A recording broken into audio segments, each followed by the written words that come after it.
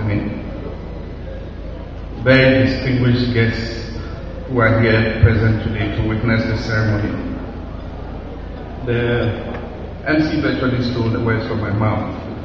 When Amanziba was performing, I thought in my head, I said, how appropriate the song that he was singing, what the song, it means we've come a very long way. And we've come a very long way, not just from Ghana Telecom or GT to Vodafone. We've come a long way from Post and Telecommunications Company to GT and then to Vodafone. Many people, indeed most of our kids, would not remember what telecommunications was like in this country. We had the government state-owned monopoly, which was called Post and Telecommunications Corporation, PNT for short, and they had the sole monopoly of telecommunication services. Indeed, you could make international calls only from the regional capitals of our country.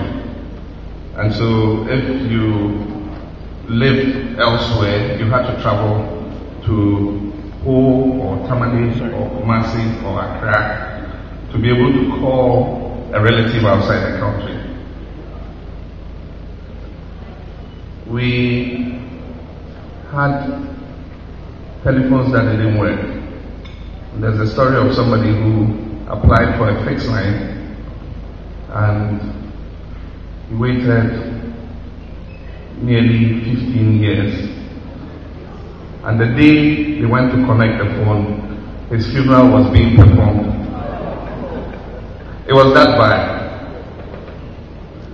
And so government started what we called the accelerated program for telecommunications. It was in conjunction with the World Bank.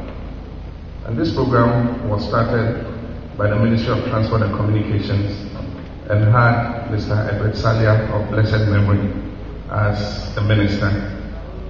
And I remember the pioneering role he played in the deregulation of the telecom sector that has brought us this far.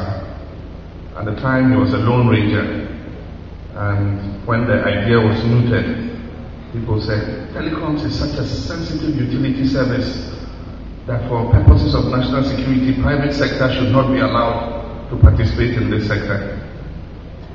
And so, I say again, we've come a very long way. Government at that time had come to the realization that on its own it couldn't leverage the kind of financing that was required to give the country a modern telecommunication system. And that's how come the accelerated program for telecoms was conceived.